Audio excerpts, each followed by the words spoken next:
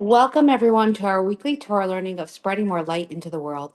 We always like to start off with giving because how we give, that's how Hashem's going to give to us. Let's give generously, so Hashem will give us generously. I'm going to put some coins in the tzedakah box.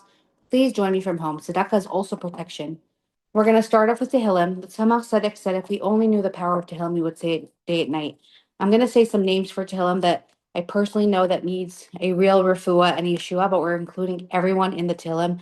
We're including all Am Yisrael and all around the whole world and in Eretz Yisrael. And of course, the IDF, Hashem should protect them for their holy work. So, refuah shalema for Yosef ben Devorah, Yosef Yitzchak ben Bela, Razel Bas Hadas, Rafal Chai Meir ben Sima Kasha, Devorah Leah Bas Yafa Liba, Mercedes ben Esther, Sipporah Bas Yocheved Zisel, Gershon Leib ben Menucha, Dober Nachman ben Dabra Necha, Shira Devorah Bas Chana Shira Devorah Bas Sarah Chaya, and Mir Simcha ben Rivkadina, and everyone that needs, we're including you in this Tehillim. We're going to say Psalm 20, Kapitel Chaf. Lam Natseach Mizmar LeDavid Yanchad in Abiyam Sarah. Yisa Gevcha Shem Leheya Kai Vishlach Ezracha Mi Kaidesh. Umitzian Yisadeka Yiskar Komen Chaisecha Velas Yidash Nasela. Yitain Lacha Chilva Vevcha Vechal Tzcha Yimalei. Nirana Bishuasecho Vishem Elheim Nidgo Yimalei Denai Kom Shalasecha. Ata Yirati Kiashia Denem Shechaya Neim Mishmeka Chay Bigorsi Shayiminai. Ela Barecha Viela Basusum Banachnu Bisheva Denai Leheinu Nasker. Hema Karuvina Falu Vanachnu Kamnu Vinsadad. Adonai Hashia Hamel Yanenu Bian Karino. I do these classes weekly in memory of my dear grandmothers, Rivka Dina Bas Yosef Yehuda, known as Riva Minkowitz. I hope you're proud. Bela Bas Bitzalel, Bela Stillerman, and my great uncle. To save a life is saving a world. He saved many in the Soviet Union, known as Chaim Beryl Wolshansky. His full name is Chaim Dov Ben Bitzalel. Friends, sister and sister-in-law who perished in a terrible fire, who I personally knew, Sanya Zahara Bas David. And in honor of my two really special uncles who passed away recently, not every gem is a giant, and not every giant is a gem. Rabbi Lipsker was both a giant and a gem, and his full name is Reb Shalom Dober ben Eliyahu Akiva. And my other special uncle, Michal Vyshetsky, every room he would walk in, the room would light up, and now the heavens are lit. And his full name is Yechiel Michal ben Moshe. Hope to be reunited with everyone and all of our loved ones with the coming of Mashiach immediately. Um, so I'm so humbled and honored to have with us today Mrs. Chaya Teldon, the director with her husband of and the head shluchim of the Chabad of Long Island. She is very loved, so is her husband. And Chaya Teldon is a friend, and I would bump into her all the time at the Ohel. I had the merit to do a 40-day run, going to the Ohel every day for 40 days, praying for some things that I wanted. And thank God, I think that within those 40 days, I probably bumped into you 10 times. I And would look up and there you were. I always said no. And no, I'll be like, when are we doing it? Don't worry, we will. When are we doing it? Here And we every are. time I saw you, I was like, okay, I'm gonna have to nurture more because that means that we were really supposed to be doing this. But thank God, in honor of our Gimel Tammuz series for the Rebbe, for his amazing holy work that he's continuing to do on a daily basis, even after his passing, we are. We see how like we see the Rebbe's hand in everything, and we're going to hear amazing stories from Chai Teldon. We're doing a series of a bunch of incredible shluchim around the whole world, so we're so honored to have you. You're someone that's very inspiring to me because you just always have such a friendly face. So I'm confident. You spoke on our class before. You shared Yeah. like a Rebbe story, and you shared about Rabbi Klein. But today you're going to talk about your personal journey and your shlichus, how you got there, like, and how much, like, when you came and what it's like today. So we're going to go through a lot of different amazing things. Okay. So tell us a little bit about yourself before shlichus, like your childhood, where you grew up, because we want, not everyone knows who Chaya Teldon is, Mrs. Chaya Teldon, Rebbetzin Chaya Teldon, but I want everyone to know, and I don't even know, like, your history, and it would be really interesting because you're such a beautiful person inside and out, and you do so much outreach and connecting. And I know that all your shluchas that are under you well, under the Rebbe through you, um, is just has the nicest things to say about both you and your husband. So Thank you. Thank you. Thank you. So I'm originally from Detroit many, many moons ago. There were shluchim there. I come from a mildly conservative Jewish background.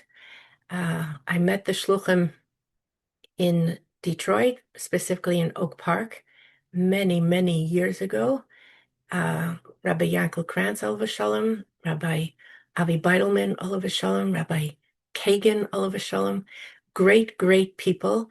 Was very, very inspired and decided that I wanted to leave Detroit and go to New York, come to New York.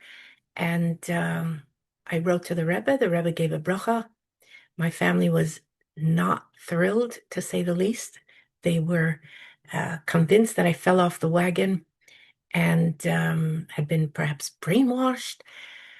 Uh, in the end, my parents acquiesced and gave me permission to go to New York to attend. I was in 10th grade. I registered in Beis Rivka. That was after Pesach. So it was April. Beautiful experience in Crown Heights. And went to Camp Gan Yisrael. I was a counselor with Nahami Greisman, Allah Shalom. And then at the end of the summer, my parents just assumed that I was going back to public school. And I was adamant that I'm not doing that. Now, I'm the good kid in my family. I'm the middle child with all the syndromes, but I'm the good kid in the family. I never defied my parents. And I said, I'm not going to public school. And after much wrangling and discussion and arguments, my parents gave me permission to attend the Beis Yaakov school in Oak Park for a year. That was my 11th grade. All this while, my shliach, Rabbi Krantz, Olav Shalom, footed the bill. He paid for my trip to New York. He paid tuition there. I actually stayed at your grandmother's house for a brief amount of time with another friend. And I was in Detroit for 11th grade. When I finished that grade, my parents said we may and not. you stayed in my grandmother's house in New York, Yeah, yeah, Rabbi Reba. yeah, on Montgomery Street. Absolutely, absolutely. Made an indelible impression on me. She was so regal and majestic, really. Everything was beautiful and with a smile, a very European flavor. It was wonderful. Um, my parents allowed to return to New York for my senior year of high school. Again, Rabbi Krantz paid for tuition, room and board. It's pretty amazing when I'm a shliach now, Baruch Hashem, and think of what that entails besides your regular budget and your projects and your events, paying tuition and room and board for somebody. So it was really quite amazing. And as they say, the rest is history. I've been graduated seminary from New York. My parents eventually warmed up, but it was a journey. It was tough. My parents did not attend my high school graduation. They sent my brother. Um, so it was very emotional, very challenging. There were a few of us that came to New York at that time, and Baruch Hashem, here we are on the other side, now doing the same thing for others. So So it's a when did you go? Where did you go to school when you came to New York? I'm based Rivka. In Beis Rivka. So how was that for you? Like the change, because it was a big change for you. A huge change. Base Rivka at that time did not make any accommodations. There was no what we call mechina. There was no remedial program. So you were thrust into the mainstream class and it was sink or swim. Um, and it worked. Thank goodness. A loving environment. And I'm happy to say I still have friends from the class. We have a class WhatsApp. We still communicate with each other. But it was challenging. But you know what? I was so focused on the truth and doing the right thing that those deterrents didn't stop me. And did your friends from school, Beis Rivka, know that like where like your background or it was never mentioned? They knew they knew that I was new to the game, but on Friday I was On Friday, I was in Oak Park. I said goodbye to my public school friends. And on Monday, I was a Beis Rivka girl. I'm very black and white. So I thought that was the truth. And I just dressed the part and assumed the part and absorbed and embraced the part and never looked back. Did your parents come to Crown Heights to visit you during this time? Nope, they did not. I went home numerous times. Baruch Hashem, when I got engaged, um, my parents very much wanted the wedding to be in Detroit, but I had nobody there. So my parents, my family came to Crown Heights, and our wedding was in Crown Heights. And I used to say to my mother, Ma, seriously, compared to your friends, certainly today, um, who has nachas? You really have nachas. You have married kid, you have grandchildren, you have great grandchildren. What's the complaint about? And I'm sure eventually she came around and saw the real Nachas. Absolutely. And we enjoyed having my parents here. After my father passed away, my mother came. She spent Pesach with us. It was good. My mother was from a traditional home, uh, but not Chabad, not Hasidic, and Right. she, It was very scary back in the day. They felt like people felt like it was a real cult, but yeah. they didn't know what it was about. Absolutely, absolutely. And Lubavitch today is a household word, certainly in the Jewish world. Chabad, people across the board at least know what Chabad is. But my parents did not, and they were afraid. They were And definitely and afraid. I'm just curious, did your parents ever have any encounters with the Rebbe? So we were married in Shvat of 1977, January 1977. And my parents and my in-laws came and we had yechidus. We had the privilege of having yechidus with the Rebbe, which was pretty special. Obviously, they didn't appreciate the spirituality or the greatness or the awesomeness of that, but it was really impressive for them. The Rebbe, of course, was cordial with my parents and my in-laws, and it was and is a beautiful foundation moving forward today. And where did your husband, like your husband's background, was did he come from a similar background like you? Yeah. My husband's from a reform background, and his parents were very accommodating in that if this is what he wants, they will support him. They weren't thrilled. Maybe they wanted him to be a doctor or a lawyer, but our as our Moised, as our Chabad, um, how do you say Moised? As our institution developed and grew, and my husband took on a serious leadership role, I think they were proud and they had nachas from him, from both of us. Wow. Okay. So now tell us about like you get married, you're in Crown Heights.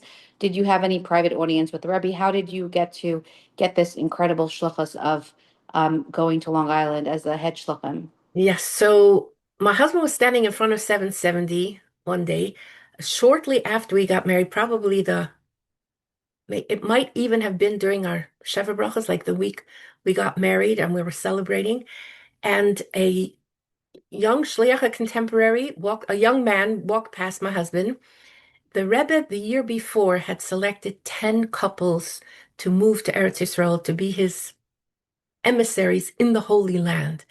And no one expected or thought that the following year the Rebbe would do the same thing.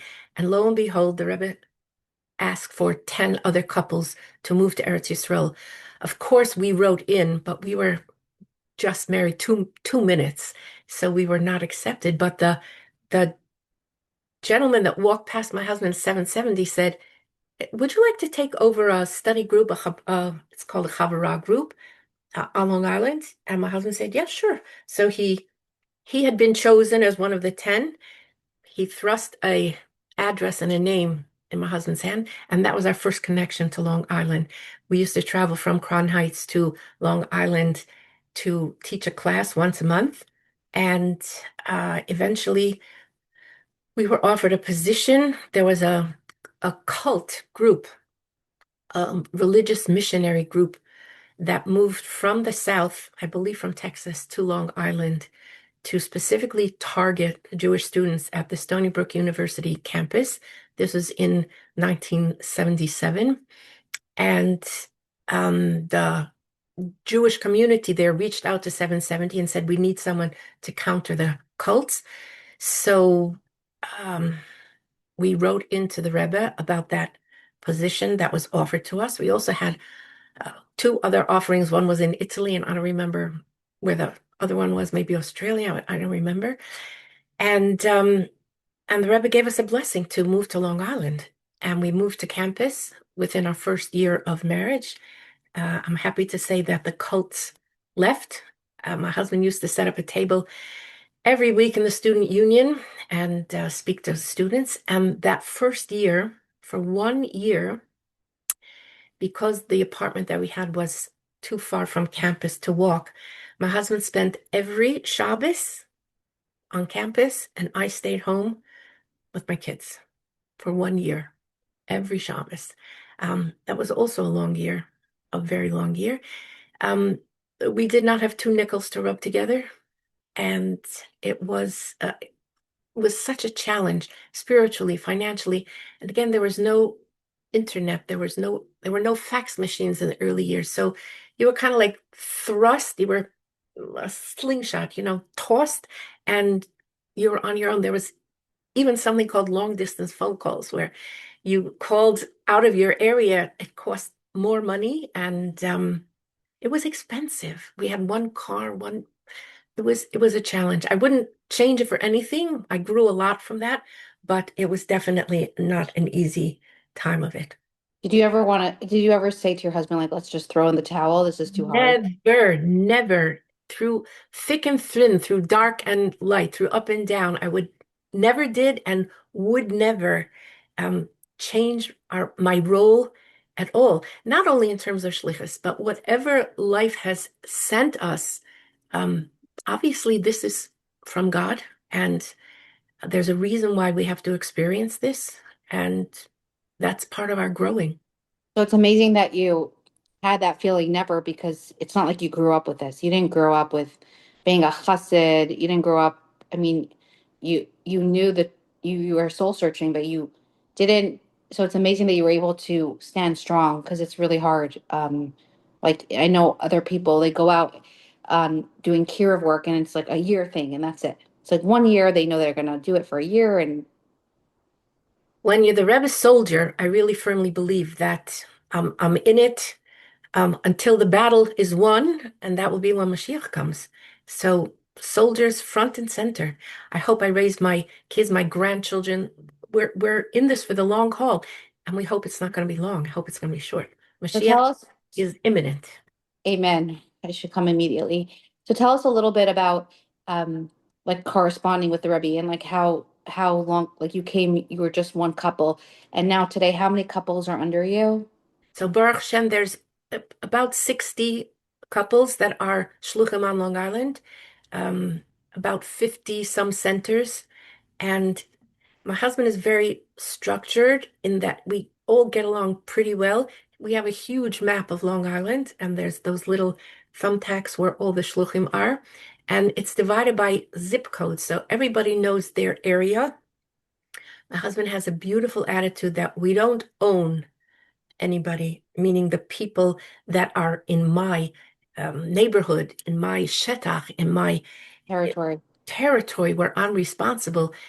If Joe wants to go to the neighboring shliach or to, his business is over there and his home is here, and that's beautiful because all of us, all the shluchim together, to have input and to strengthen and to share with Jews that we encounter. So we pretty much all get along on Long Island. It's beautiful. Wow. So can you tell us some shluchah stories I how the think you growth happened? froze. I'm frozen. There you are. Oh, sorry. Could you tell us like the shluchah stories, the starting of the growth and your correspondence with the Rebbe, because you merited to really get to see the Rebbe in his prime years, um, and you had private audiences. Most people only had the merit of going by for dollars. So I'm sure because you were his shluchim, his soldiers, like you said, his ambassador. Um, there were definitely some correspondence between you and the Rebbe. So if you want to share any of that. Okay, let me think. I'll share from the far distant past, but it still impacts me today. One Pesach, um, we just, I think it was Pesach or Rosh Hashanah season. We just did not have money. It's not like our families were supporting us. Um, it was tough, and I didn't know, like, oh my goodness, how am I going to make Pesach? And lo and behold, in the mailbox there was a check from 770 from the Rebbe, and it said for personal use. It wasn't for the institution, it wasn't for the synagogue, it wasn't for the Chabad house, for personal use. That so inspired me that to this day, I've probably been doing it, I don't know, 4 years, 5 years. Every evening, I go online to the back end of the Chabad website, and all the birthdays of all the shluchim, of all the Rebbe's emissaries, are listed. And every night I send a birthday greeting to any shlucha that's listed there. Sometimes there's 10, sometimes there's 30. And I want them to know that somebody's thinking of them. Um, just like the Rebbe thought of us then and still thinks of us. But I've gotten such beautiful responses. Thank you. It means so much. Or a shlucha once wrote, she was in a foreign country. I have, I just had a baby. I have no family here. I have no electricity. But thank you for thinking of me. So the somebody once said it's a small world, and I said, no, it's a big God. The Eibishter is, and the Rebbe established this army where we really can conquer the world in a positive way with love and the light of Hasidus and mitzvahs. That's what it's all about. And each one of us could be an ambassador. Look what you're doing. You're an ambassador. You are spreading the Rebbe's light and the light of Hasidus. And the people who are watching or listening, they in turn can do the same thing. We're incredible. What an army. It is amazing. It's amazing how you paid it forward. Like, and it's amazing that the Rebbe knew that you needed a little extra love, a kiss. Like, how did he know? Who told him? The Well, Rebbe functioned. The Rebbe knew everything and knows everything. That's the truth Right. because that's what my dad said. He told me the Rebbe knew everything, knows everything. 100%, 101%. That's what a Rebbe is. A Rebbe is an acronym for Rosh B'nai Yisrael, the head of the Jewish people. And just like your head tells you if you stub your toe, ouch, my toe hurts. And what's the connection between head and toe? A Rebbe knows everything with the body of the Jewish people. And not only that, but the Rebbe has his finger on the pulse of the world. That's what a Rebbe is. That's what Moses was. And the Rebbes are Moses in every generation. So you get this amazing letter from the Rebbe with like that it should be personalized. So you got your answer from above.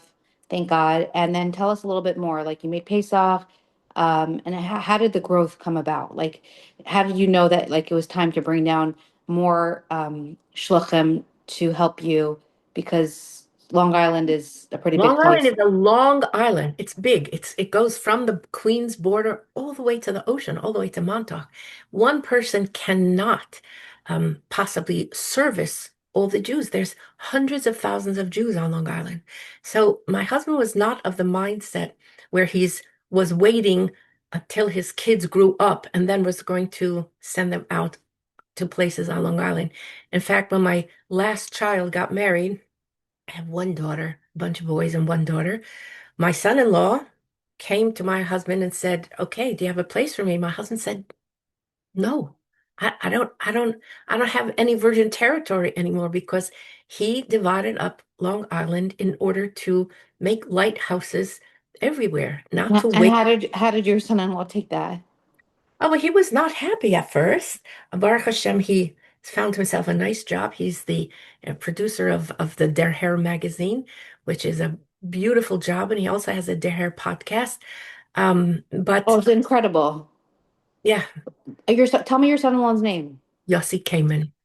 He does such good work. Yes, yes, my daughter-in-law does the hair for kids, and it's really we all find our place. For some of us, it takes a short amount of time. For some of us, it takes a long time. But it But says so much about your husband's character and your character, how you didn't hoard yeah, places because you knew that the Rebbe wanted hundreds of light. thousands of Jews, absolutely. Because if he would have waited, those people may have not have come closer to Yeah. God. You know what? We had a shul here, a synagogue here in Comac, where I live. Um, we have a whole generation of people that became more observant, outgrew this community, and moved to more observant communities. Most of them moved to the five towns on Long Island. My son is now the rabbi.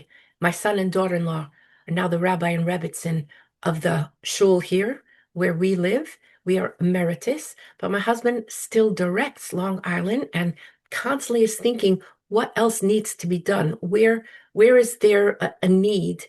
Um, as it works, now the shluchim that are in those locations, they have the power to hire um, rabbis and rebbitzins to work for them. So it's growing. Thank goodness. Amazing. Let's talk about the Deher for one moment because you mentioned it of your son-in-law because I'm a big fan. The Deher, can you tell us a little bit about it? I'll tell you what I know about it. It's a magazine that goes out once a month, and it takes you through everything of that month that the Rebbe did. Like he interviews, he does research of like the Rebbe did this on this day. This is how he did it on that day. And then he interviews these really great people that have incredible stories with the Rebbe. So it really like gives you insight what happened for people Right. that want to know. I think the origin was in the beginning for American Bachrim, for American boys, to know what Hanukkah was like by the Rebbe, to know what Rosh Hashanah was, to know what Pesach looked like, for the next generation who did not have the privilege of seeing and still wants to be connected. So that's the purpose of the derher. And then testimonies, like you say, of people who have had encounters now since the Rebbe's passing with with the Rebbe. Answers, blessings that have come about as a result of the Rebbe's still emitting his light. It's very authentic and it's all like factual and Yes, sources and it's really great. So you don't have to be Chabad to read it. It's just so good. It's right. so positive and it just gives you like I don't know. I love reading it because I always get like a lot of inspiration for my class when I read it and I'm like, "Oh, that's so Me too. interesting." Or I'll be I like, savor it like a good candy, like on yeah. Shabbos. Uh, I'll treat myself. Yeah, and I'm like, oh, I really should add that in my personal life, because I read it, what the Rebbe did. So it's really, really great work. So sometimes when you feel like a door closes, there's a better one. There's Yeah, another door open for another you. Like door open. this is a really important shluchas because the youth really needs to know about the Rebbe. For those that don't know, and not like the elders are like not all talking, so it's and not Yeah, everyone's still around. So it's yeah. amazing that he's documenting everything. I'm a really big fan of the Deher. So So I glad. wanted just this wasn't Thank part of you the for that program, commercial. but A commercial. You know, yeah, Hasidus teaches us that, and the Rebbe has spoken about it. If you know an aleph and a bet, just the beginnings, but you meet someone who only knows an aleph, then share it with them. So I think that that is important. You said that elders aren't speaking. We have a responsibility to I share. agree. See, We that's why I really nudged you. do. It works. It Not works. that you're older, but you look very young. I just know that I know that you have what to give, and I was like, okay, when I feel something, I'm like, all right, I'm gonna Go get her. I don't know about today, for it. tomorrow, but Go for you it. You made it did it. You happen. did it. You did it. I even interviewed someone, and I'm like, could you call her and tell her she Yeah, should do she it? called me. She did. She called me. So I said, between you and her, I said yes. It's not what you know, it's who you know. So sometimes you need Oh, like an added person. there you So go. There you yeah. go. There you So go. very honored and humbled that you said yes.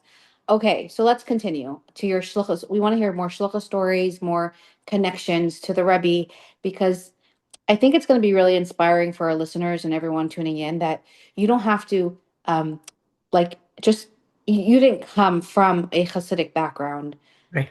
but you felt some like a need to soul search and you can get to the higher up in life, you don't have like if it's meant for you.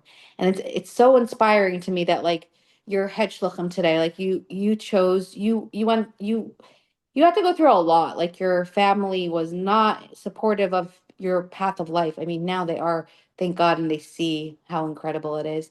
But at the time, and you're not the only one. It's not like, oh, I'm Right. the only one. A lot of your, I'm sure your acquaintances and friends had that too. I remember, but the Rebbe had so much respect for the families, and he didn't want any strife or any fighting. He wanted that you should go home to your families, not to leave your Right. families. So if you could tell The us a little Rebbe, bit. the Rebbe gave advice that it's very challenging for you to um, educate your own family. First of all, you have to be a good example, but let somebody else work on your family or, teach them or share with them. It's too emotional very often for me to have drawn my family closer. And again, it's not like we're looking to, um, what's the word, to change anybody. It's not like you have to be Hasidic. You don't have to be Orthodox. One more mitzvah. And that's beautiful. One mitzvah, one. My son and daughter-in-law just purchased um, a former Lutheran building. Let's leave it like that. And it's now a Chabad house, and they're on a incredible fundraising campaign to do construction. There was a gentleman who said, I can't pray in such a building. It was, it comes from the other side. It's not for me. No, our job is to take what exists and to polish it, to transform it, to use it out to spread goodness and godliness in the world. See, a friend of mine gave me this necklace that says blessed. And I pretty much wear it all the time. People say, "Oh, I love that." And even something like that, as innocuous, causes a person to think about blessings in their life. When the Rebbe spoke about moments of silence in public schools, he didn't say a prayer, but the Rebbe didn't say, um, tell them what to think about in that moment of silence. The Rebbe's idea was go home and the child should ask their parents. We have this new thing in school, supposed to think about moments of silence. What should I think about? So it encourages a conversation. So it's that ripple effect. When we do one mitzvah and one woman lights Shabbos candles, one man puts on tefillin or puts up a mezuzah, there's a ripple effect. And that's what the shluchim are, to encourage, to be, I'm going to say, to be God's cheerleaders. You know what? To say, you too can make the world a better place. You don't have to be a rabbi. You don't have to be religious. Everybody could do it. It's true. So now we want to hear some shlocha stories.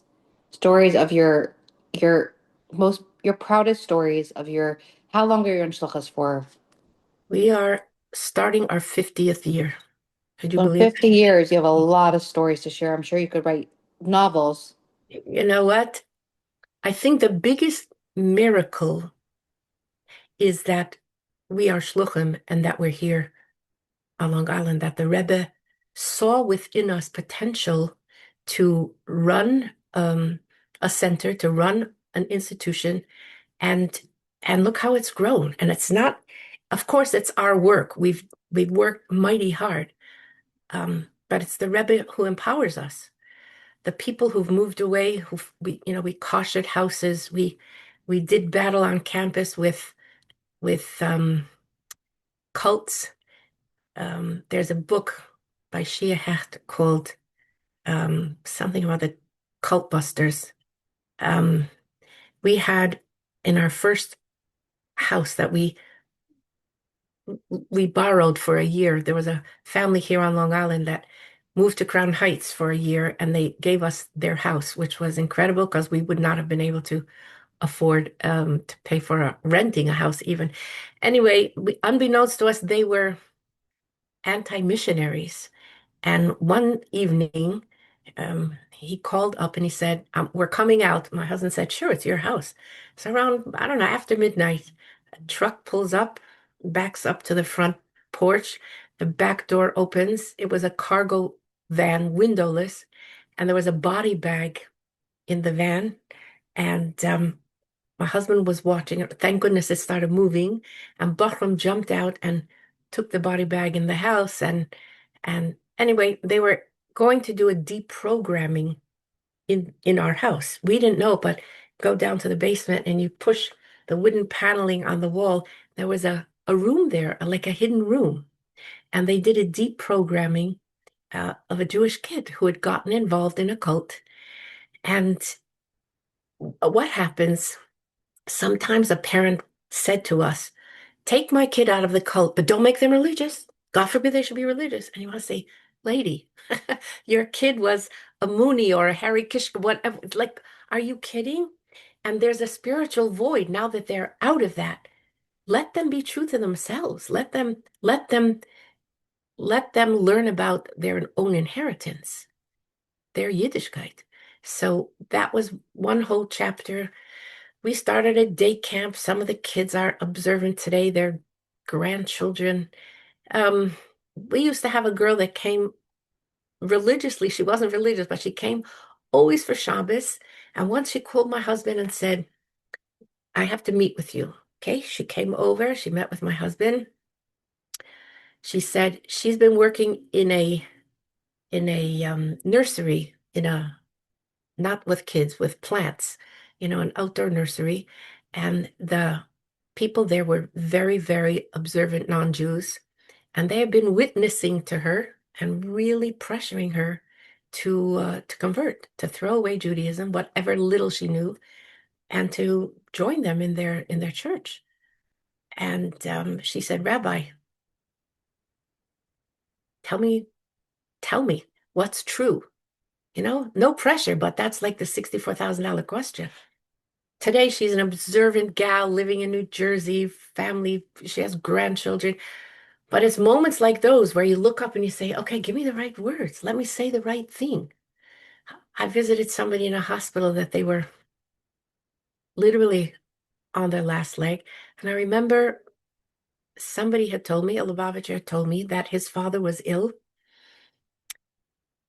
There's a prayer that a Jew says before one passes away, should they have the opportunity. It's called vidui, it's confession. He said to his father, Dad, you want to say vidui now while you're cognizant of your surroundings, while you're able to?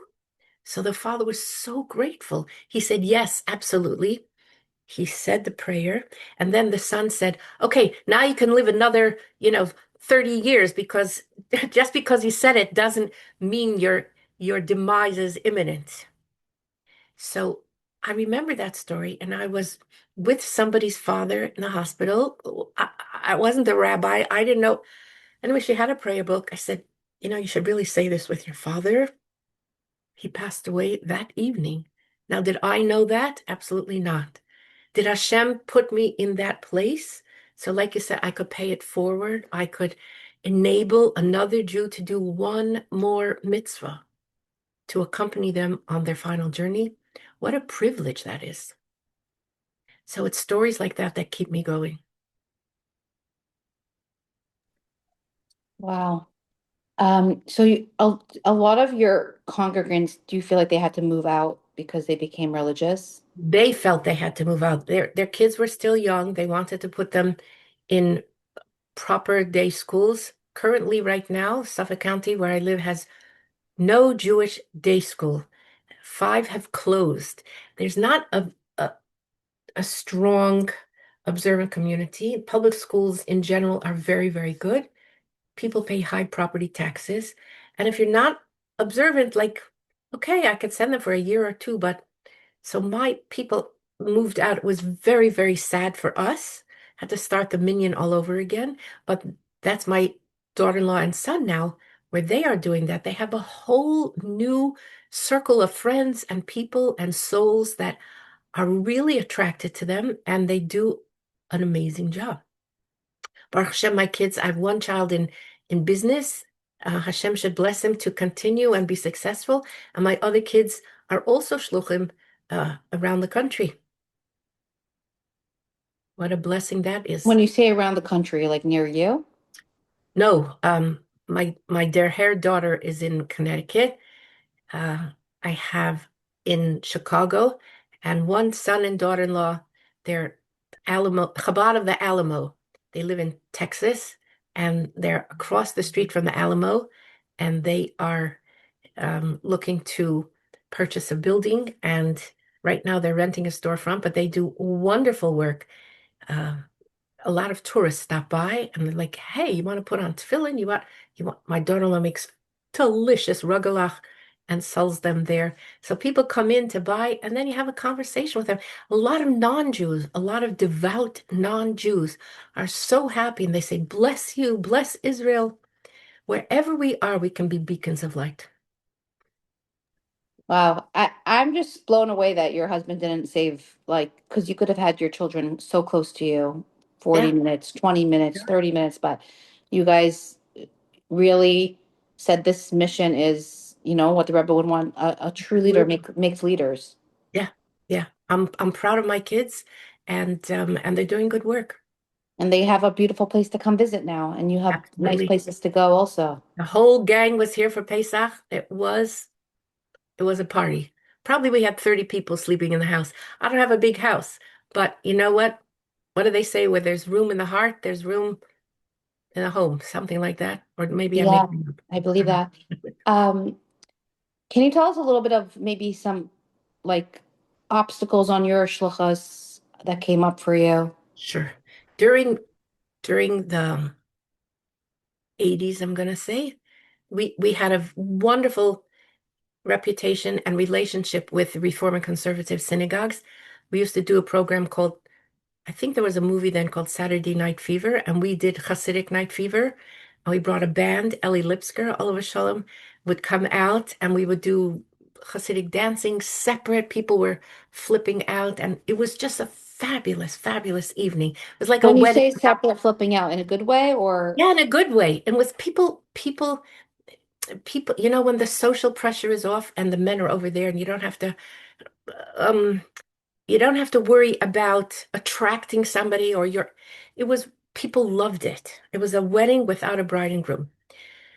And then the Rebbe spoke so much about Mihu Yehudi, who is a Jew, and Israel was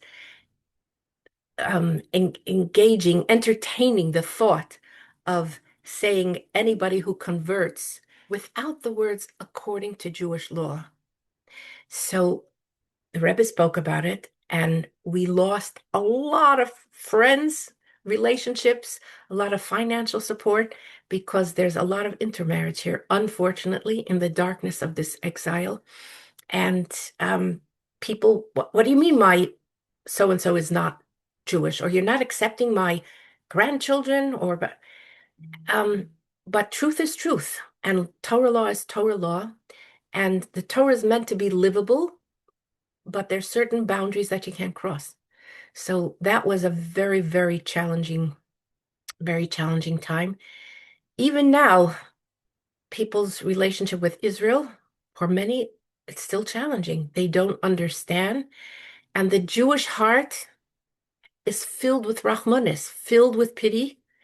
And listen, war is ugly. This is the first time, listen, in the Vietnam War was a war on television, not so much in the trenches, but the reporters and people coming back. It was, it was public information. But now, when you're embedded right there, and the casualties and the world is not to a great extent supporting Israel's position. They forget very quickly. So that is also challenging. But we talk about stand up, stand proud, stand tall. That's what we do.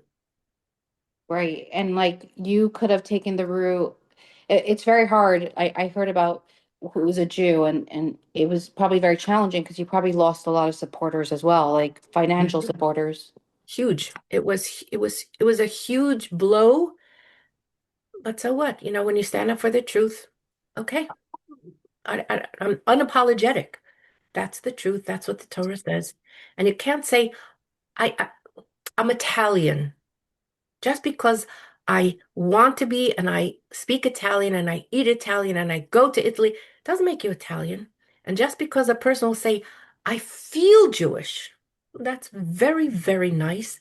But Jewish means a member of the tribe. I have a soul given by God Himself. So either you're born from a Jewish mother or you acquire that soul through a kosher conversion. Plain and Right. simple. And did anyone ever want you to convert them? Yes, but in general, Chabad doesn't do conversions. My husband's been asked many times. He says, I don't do it. And also the response is it has to be accepted in Israel. If you would choose to move to Israel, it has to be by a certified source that will be acknowledged and recognized in Israel. So that is our response in general. We don't do conversions at all. Okay, so you're inspiring a lot of people and you do a lot of mitzvos and you're trying to get everyone to come closer to God and obviously not changing them, but just to like tip the scale, make them do good deeds because you never know which deed is gonna bring Mashiach and you want the best for everyone. You never know which mitzvah it Right. is. And the like I love what you said. The Rebbe didn't try to change people. He just wanted Right. people to have better lives. So when you keep Torah mitzvos, you just have a better life. It's It's true. just It's true. But there's no guarantees. God yeah. never promised us a rose garden. But I have encouraged people regarding mikvah, and I have a Okay. very, So I would love a story. yeah. So I had three friends from our early years, like we go back 30 some years, and they all have in-ground pools. They all had swimming pools. Um, definitely afraid of water. Definitely afraid of water. So I was able to explain and learn with two of the women the importance of going to the mikvah, of immersing in this pool of water. They had reached menopause already, and they only had to immerse once. So two of them agreed to go, and it was a beautiful experience. But one of my friends, God bless her, she's now 80 something, she never put her face in water. She never went underwater. She said, I can't, I can't, I can't. For 20 years, shows how convincing I was. 20 years, I'm asking her to go. And one day on a Friday, I went over to her house and I said, listen, sweetheart, I'm asking for 20 years. You got to go to the mikvah. She thought about it. She said, okay, I'll go, but if you go with me. I said, absolutely. Now she meant if I go with her in the water. So I explained to her what it entails. I took her to the mikvah one evening after she did all her proper preparations. She went into the mikvah. I was fully dressed. I wore the wrong thing because I wore something that was like almost jean material that when it gets wet, it's like an anchor. You can't move in it. I should have worn something light. Anyway, I'm standing in the mikveh with her, and she is shaking like a leaf. And I said, listen, you're going to be able to go underwater. I'm going to hold your hand. And when you're underwater, I'm just going to let go a second. Whenever you're ready. So 1, 2, 3, she went underwater. So I said to her, the good news and the good news. You put your face underwater for the first time in your life. You didn't go underwater all the way. So the good news is you're going to do it again. So I said, I'm going to put my hand on your shoulder and I'm going to just gently push whenever you're ready. 1, 2, 3. She went under. She popped up. I said, done. Now I'm going out and you are going to stand here and have a conversation with God. It's between you and God. Anyway, she did that. She came out, got dressed. I was waiting for her. I gave her a little rose and we had a little l'chaim, did a little dance. I sang the wedding dance, Simon Tov, Mazel Tov. And she went home. And I want to say a few months later, her husband took ill and he passed away. To me, it's one of the highlights of my Rebbitzin career of going in the water with this woman and enabling her to embrace this unbelievably feminine holy mitzvah. It was just something special, and I'm so grateful that she did it. And we're still in touch. She lives in another state now, and Baruch Hashem. So it's such a beautiful story, and it's so beautiful how you were so gentle and with her. Can you tell us just a little bit about mikvah? Because maybe there's going to be someone that's getting inspired for someone that never did mikvah. Like, what is the story behind mikvah? Like, what does it do for your Sure. life, for your marriage?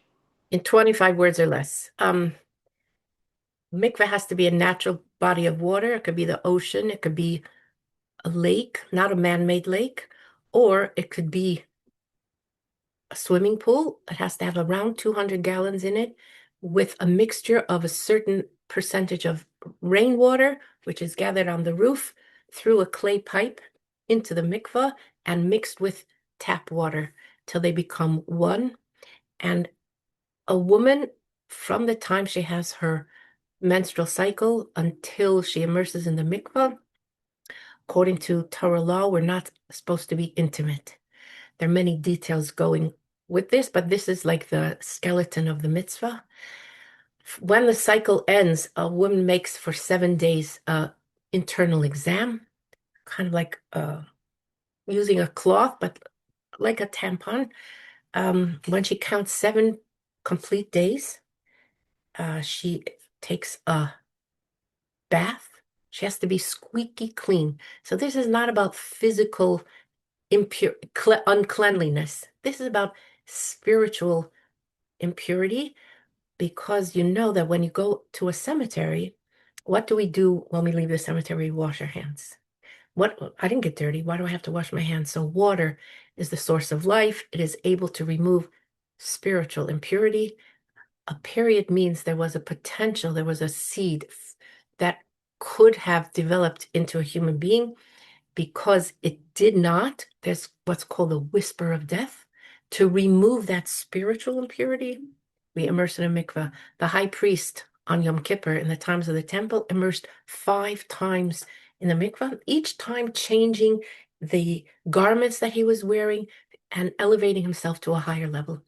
That's the not even the cliff notes of mikveh. You have to ask your LOR, your local Orthodox Rebbitzin. She will explain it to you. But it is so incredible where there's a separation, husband and wife separate, and then there's a coming back. Once a woman has reached menopause, she need not immerse anymore. When a woman is pregnant, if there's no bleeding for 9 months, you don't have to go to a mikvah. It is really a godly gift to not only women, to husbands as well, to try to maintain some newness and some freshness in a marriage. And you also see it today with like therapists, and they give you that advice, the Torah advice, which is very interesting. Absolutely separate and then come together. Absence makes the heart grow fonder. It's 100%. true. I know it also brings a lot of marriage for the children. Yeah, yeah. You know what? When you go to a jeweler, you want to buy a diamond, they usually show it on velvet because the surroundings, the ambiance is also important. So in a marriage, how it's presented and how relationships and intimacy is enhanced is truly a gift. Only God would have thought of that. Amazing. And I just want to tell everyone listening, if you never went to the mikvah with your children, and it's the only mitzvah that you could retroact, meaning if you decide to go, even if you're older, right, past menopause, is that okay? 100%, absolutely. Your children will reap the rewards of mikvah, and it will bring them a lot of blessings to their life. Beautiful. So I just want to encourage everyone to, anyone listening and know someone that maybe never went to the mikvah, inspire them to go to the mikvah because it will be good for their children and grandchildren and great grandchildren. It's our mitzvah, it's the woman's mitzvah, that and candle lighting and challah. So, I why want not? to add, sorry, I want to add that mikvahs today are stunning. They're like spas. They're spas for the soul as well. They're beautiful. It's Really. true. And I'm so proud to say this. The Rebbe wanted the best for his own. And for many years, it wasn't like that in Crown Heights. But today, Crown Heights has the nicest mikvahs in the world. Yes. Um, Breathtaking mikvahs. yeah. So if anyone wants to come to Crown Heights, even for a tour, they give tours. come check it out. It's really, really special. But if you know Could anyone, women, could they reach out to you to find out the contact? You can, of course, they could yeah, reach out to me. I actually could give tours in one of the mikvahs. I got trained, which is really cool. nice. The Carroll Street Mikvah. But I also do tours in Crown Heights when it's meant for me, which is pretty amazing. Crown Heights is a really cool place to come visit. So if anyone's tuning in and wants to come and visit, but if you want to go to the mikvah one last time, reach out to your Chabad Rebbitzin and choose wisely because there's gorgeous mikvahs around the whole world. So you can go Right. travel somewhere really beautiful and do this beautiful mitzvah. And it's you're the closest to God in the mikvah, so you could ask for anything, which is really, really incredible. So I just wanted to pitch that because it's something that I'm You. very passionate about. So thank you for sharing that beautiful story and about mikvah.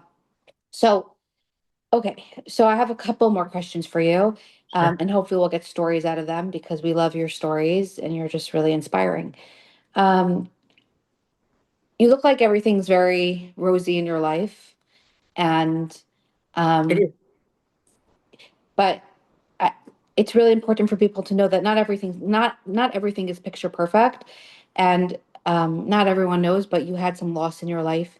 So if you want to share that with us and how you were able to cope with that with the Rebbe's teachings, because you are an ambassador to the Rebbe. So like when someone goes through loss, like when it's you, you're like, wait, how am I supposed to deal with this? I asked you permission before if I can ask you this question. It's really Yeah. important not to put anyone on the spot ever. So we paused the recording and you said, yes, you'll talk about it because um, people are struggling. We are in Gullus and very soon Mashiach's going to come. But in Gullus, we could have a Mashiach mindset and we can really have the answers. I mean, all the answers are in the Torah, how to deal with everything. So, how can someone deal with loss? And if you could tell us a little bit about, if you can get a little personal about the loss that you have had, have. Okay. Um, so our oldest son, Baruch Nissen, was born with cystic fibrosis. It's a genetic disease that gets progressively worse. He was born in 1978, and we did not know anything about CF. None of our family members had been stricken with that. And it began a journey. Uh, Shortly after, a year later, I had another son, Baruch Hashem, healthy. But as Baruch got older, uh, he would had frequent uh, pneumonias and would have to go into the hospital for what we called a tune-up, where he would be on heavy dose antibiotics and respiratory treatment. And when he was about 12, um, the doctor said that we've sort of run out of options. His lungs were really, really in bad shape. And he suggested very gingerly a, a lung transplant. Uh, there were two centers in the United States then that were doing transplants. One was in St. Louis, and as God would have it, my in-laws lived 3 blocks from the transplant center. So we applied, have to be accepted as a candidate. They have to make sure your family is healthy and normal as we are.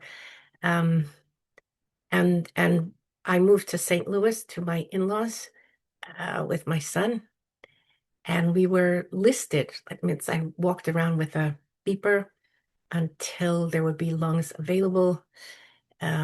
Once there was a false alarm, you rush, and then they said, "Oh, sorry, the lungs are not viable." Anyway, then he had a transplant. He was at that time the youngest CF transplant patient in the country. It was a relatively new procedure. The transplant was in October. We came home in February. The October, November, December, January, February. My family, the boys and my husband came to visit numerous times. The shluchim there helped us incredibly. And Baruch was turning 13, and we celebrated an incredible bar mitzvah. Actually, with respect to my family, my favorite picture of the bar mitzvah is holding up Baruch and his doctor, them dancing together. Doctor was Jewish, Dr. Gorvay, Olav Shalom. And then rejection set in, and I returned back to St. Louis with Baruch, waiting another transplant. But unfortunately, time ran out, and on Hay Thomas, it was June 17th, 3 months after his bar mitzvah, he passed away. It's pretty shocking. So you have to deal for yourself, for your spouse, have to deal with my kids, my community. People were watching. Let's see how the rabbi and rebbitzin mourn. People said, shockingly, we thought you worked for God. So how could this happen to a religious person? And we're like, God is an equal opportunity employer. Nobody is exempt from tests from God. My husband and I processed things very, very differently. He wrote a book that took him 25 years to write, called 8 Paths of Purpose. It's on Amazon. You can Google Rabbi Teldon. I'm a positive person, meaning I don't think there was a mistake. I don't think that God plays favorites. I think that our son was meant to come into this world and live exactly 13 years and a few months. And his ripple effect, the ripple effect of his life is still being felt. We have reached out to many people who unfortunately have suffered loss. And I try to explain to them that God doesn't want to every person has their day, their year, their month, their week, their hour, their minute, their second. Nobody dies before their time unless something incredibly amazing they did or something evil, God forbid. So this was his time. And when people ask me, how old would he have been? I don't say, oh, he would have been now 40.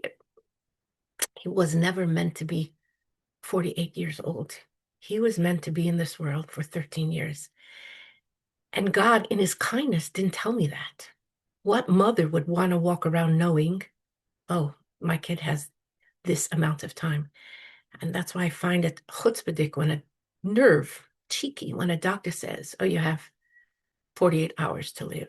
God is the boss of the coming and going of souls, and nobody else controls souls.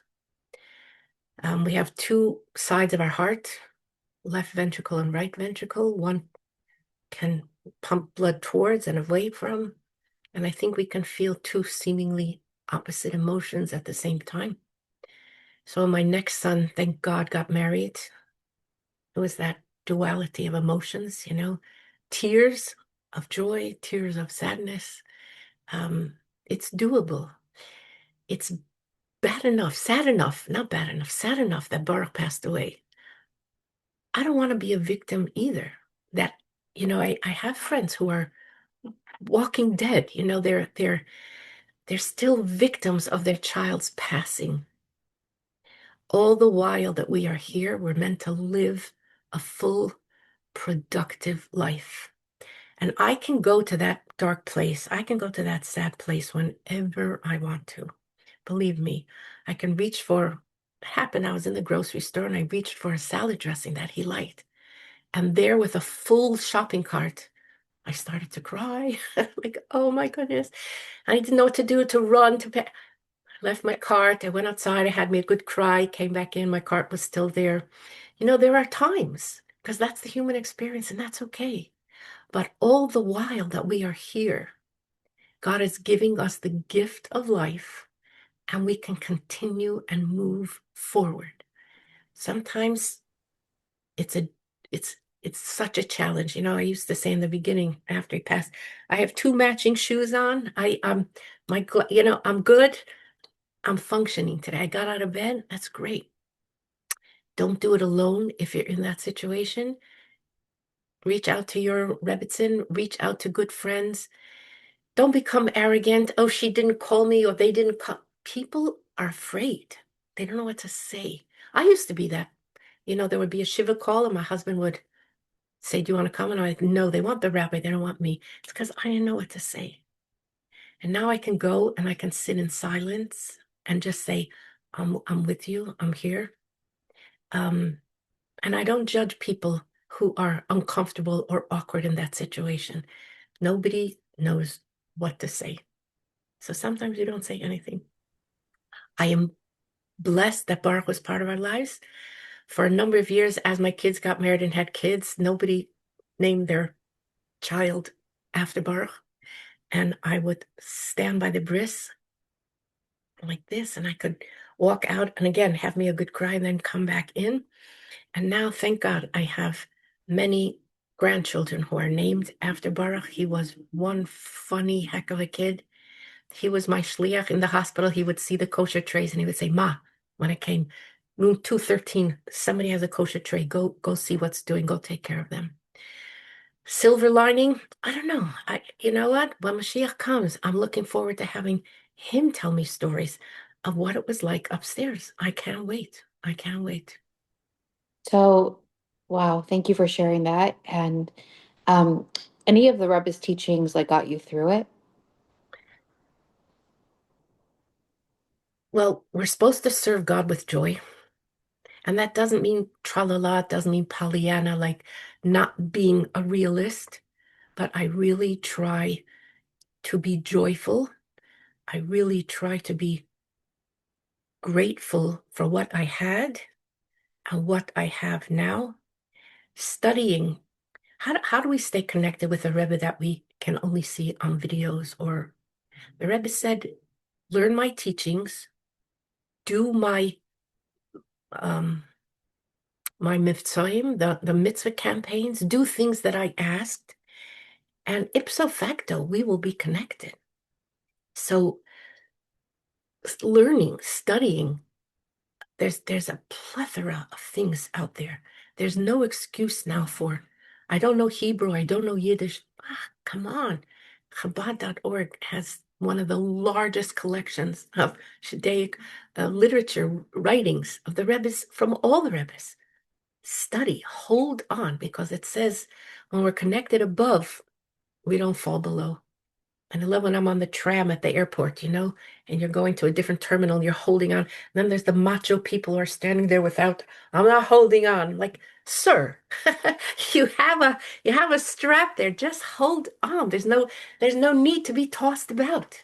Just hold on upstairs and you won't fall down here. You can have your moments, but you won't fall. I love that. Thank you for sharing. And is there anything that you do special in his memory?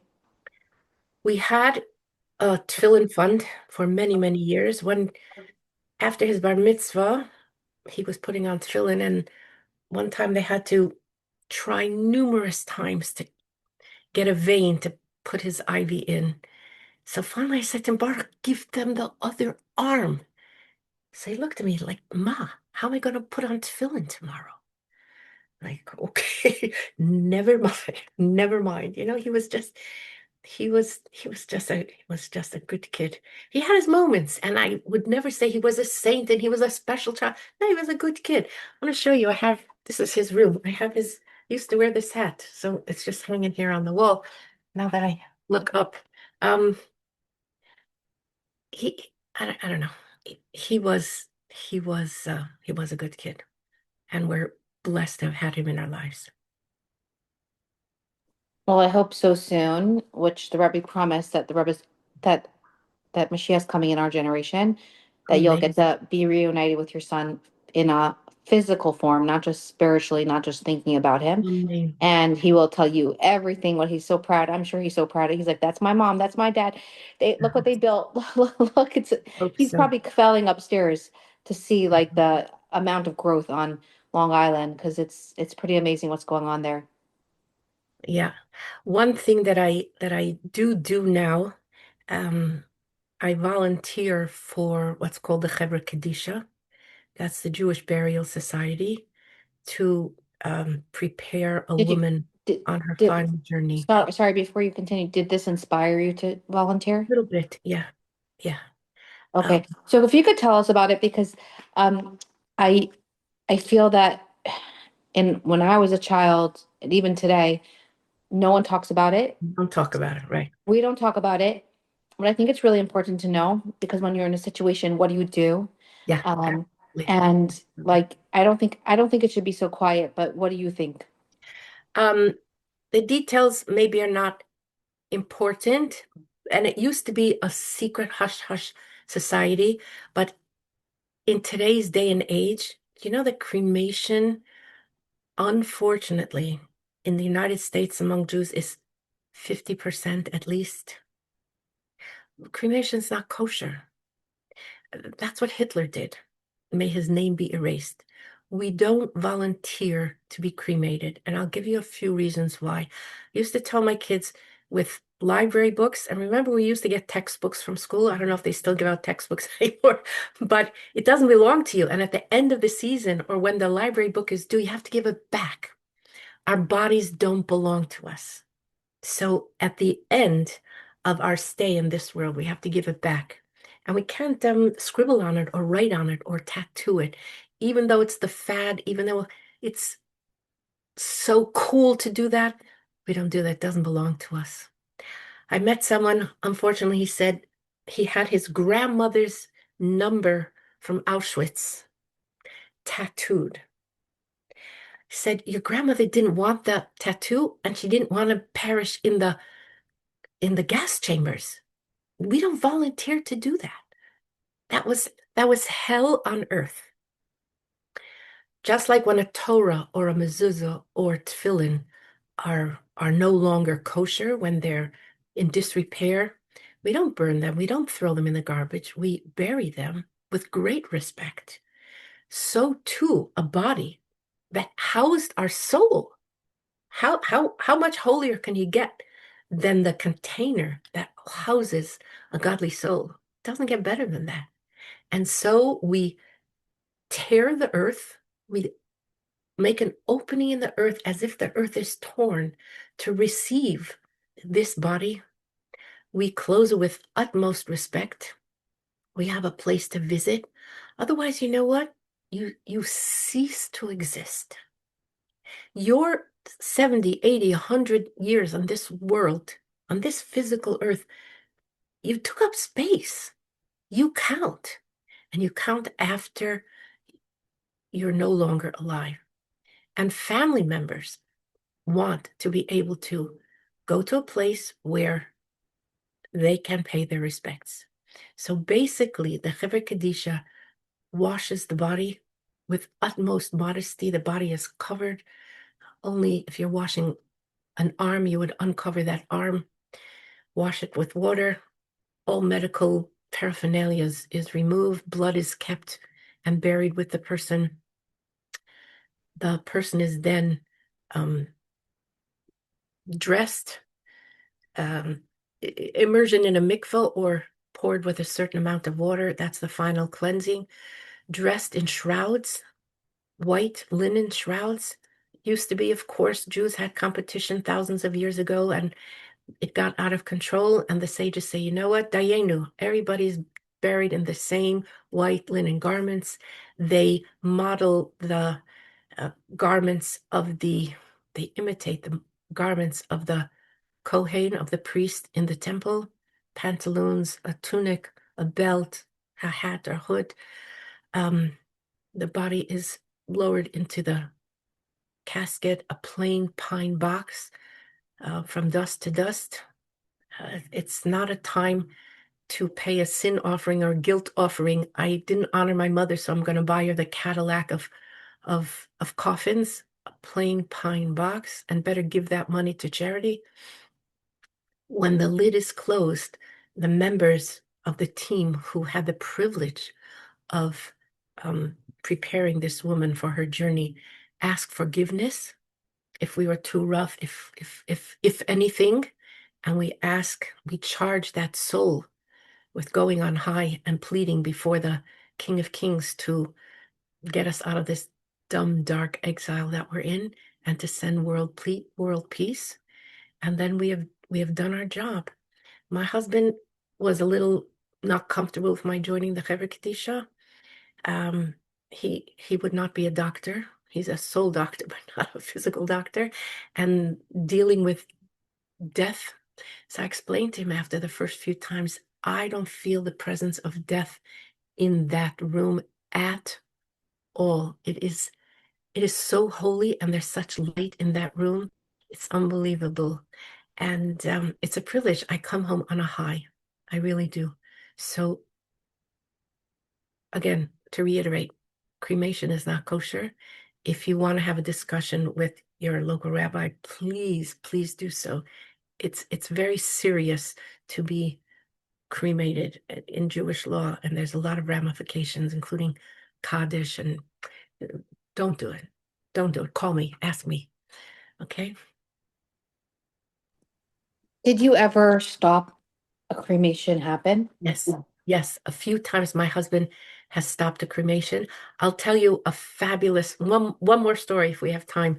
The director of the Chevra Kadisha of Queens and Long Island is a man named Rabbi Zone. Um, he's a world-renowned expert. Sometimes there's medical situations that arise, or a body is stuck in Angola, and you have to. Anyway, he told a story that he received a call that a World War II veteran had passed away, and his daughter was adamant that he's going to be buried in his suit. Rabbi Zone called the widow, and she said, Rabbi, my daughter's in charge. There's nothing I can do about it. So he said, can I call the daughter? She said, you could, but it's not going to help. Anyway, he calls the daughter, and as soon as she heard it's the rabbi, she says, Rabbi, nothing to talk about. My father was an impeccable dresser. He's going to be buried in his suit. So Rabbi Zone said, did your father own a tuxedo? So she said, two. Said, did I understand your father belonged to a tennis club? Remember, people used to wear tennis whites, used to have to dress to play tennis. She said, of course he wore white on the tennis court. So Rabbi Zone paused, and he said, to the function, to the event that your father is going to now, everyone is wearing white. If he shows up in a suit, he's going to be way embarrassed. And there was silence, and the daughter said, okay, Rabbi, you could pick up the suit. Okay, she got it. She got it. So we all go heavenward wearing white, and that's where and how we belong. Wow. Okay, so one more question. So if someone's like on their way out, like you said, what is the process like from home if they can't reach someone? Like what does someone do? Stand with the person and let them say Shema Yisrael. Hear, O Israel, the Lord our God, the Lord is one. That is what should be on a Jew's lips, the final thing that they say. When the person passes, if their eyes are open, we close their eyes, and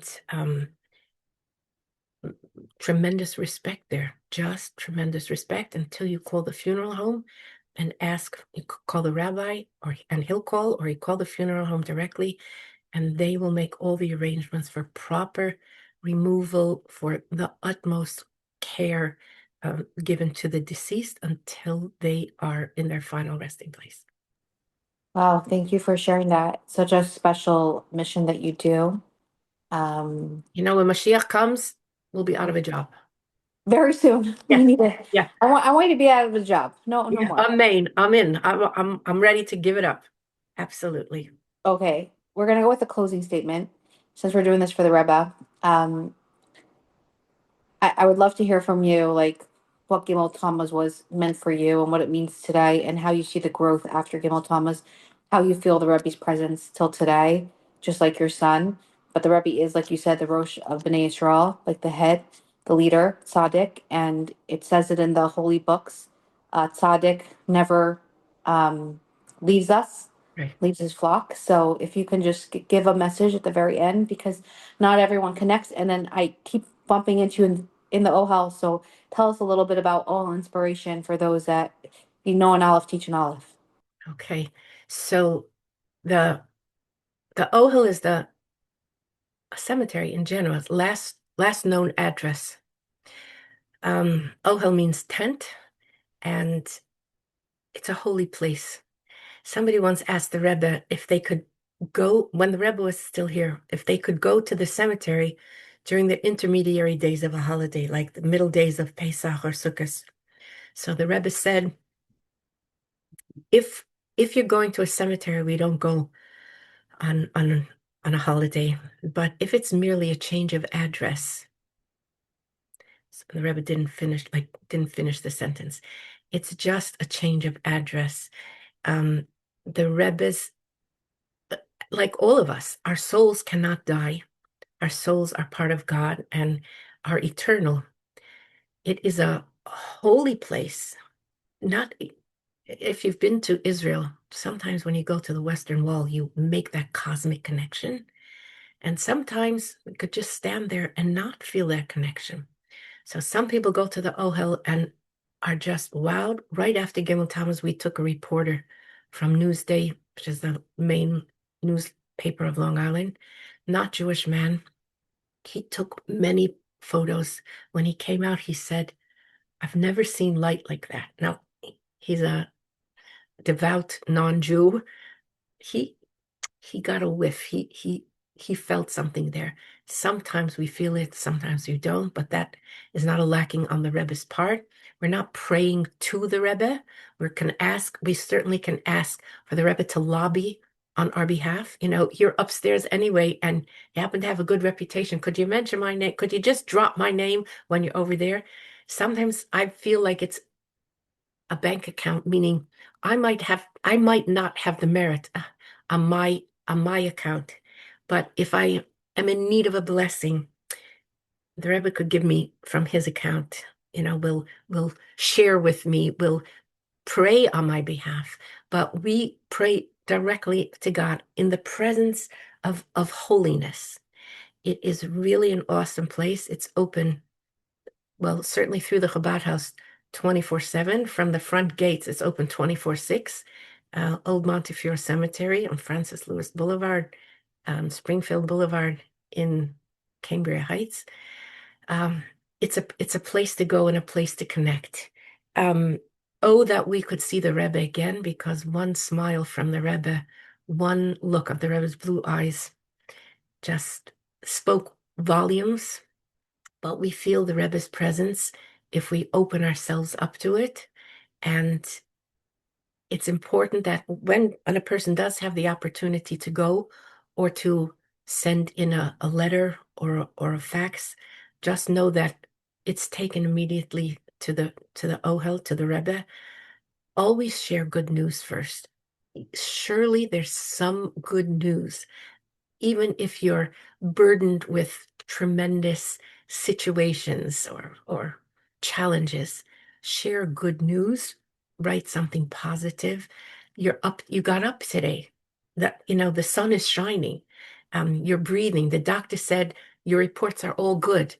And then you can unburden yourself. Share good news. The Rebbe once said he has tsaras chasidim, you know, people who share when they need something, they share good news also. When you don't need anything, any blessing, say thank you. This happened this week. This was good. And you will feel lighter. You will just feel lighter. One last story. A woman went into the Rebbe's office once before the Rebbe passed, had a lot of stuff going on, a lot of trouble. And she was walking out, and the Rebbe called her back and said, Ich will, as du sollst losen eure Päcklich da. I want that you should leave your packages. I want you to leave your stuff here. It's not going to make me any heavier, and it's going to lighten your way. So just leave it by me. And I feel that when we go to the Ohel, we could do that.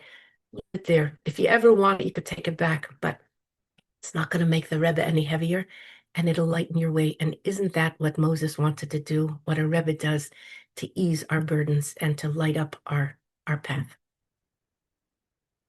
Wow, thank you. So Thank you. we should visit the Rebbe and we should continue doing the Rebbe's mission that he wants us to. That's going to keep him very happy and thankful and grateful to his Hasidim.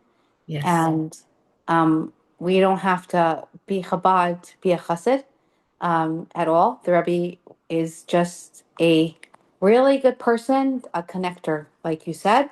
It's not what you know, it's who you know in life. So, very true. I'm um, hoping that by Gimel Tammuz, the Rebbe will be back here with us, and the Rebbe will speak for us. The Rebbe will bring for all of us. Amen. Can't wait for that day to happen Chaya, so keep up soon. your good work. It's pretty amazing. Keep it up. Thank Thank you you for so the much. I opportunity. just want to say a mutual friend's name again for complete refuah shalema. We're doing this in her honor. Devorah Leah Bas Yafa Liba, very special shlucha, one of your shluchas, Absolutely. um, and a really Amen. special person. So Hashem should have mercy and just send healing immediately for her and her family. Amen. Um, and then one last thing, like you said, always end off with good.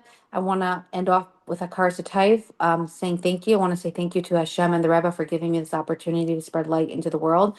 Feel very humbled that I get this opportunity. I want to say thank you to my mashpia of this class, my mentor, Shandy Jacobson, who helps me behind the scenes. She's great. I really encourage everyone to get a personal mashpia for your life. The Rebbe really said that anyone that has a mashpia, I talk through them. So if you need guidance, a mashpia is great to have a mentor. I want to say thank you to all the ambassadors of the class. An ambassador is someone that just spreads this class on their platforms or their community chats, and in 1 minute, poof, like light goes out into the world. And let me tell you, I believe this class has a lot of merits. I share my merits with you, just like Chaya Teldon shares her shluchas with all her neighboring shluchim. But I believe in sharing what is good. So get on board because it's spreading, and I want you to have the merits. Also, want to say thank you to everyone that tunes in. Thank you to my nephew Donnie, who put this on Apple Podcasts and Spotify. Very humbled that he took that on. And lastly, most importantly, my dear husband who supports me behind the scenes because I do this 24/7. I'm always constantly thinking about this class, so he has to put up with it. And he puts it on YouTube, so very grateful and thankful to him. And thank you so much, Chaya, for doing this. I know it was worth the wait. It was really worth the wait. Thank you So so much. grateful and thank you. Grateful and thankful. All the best. You too.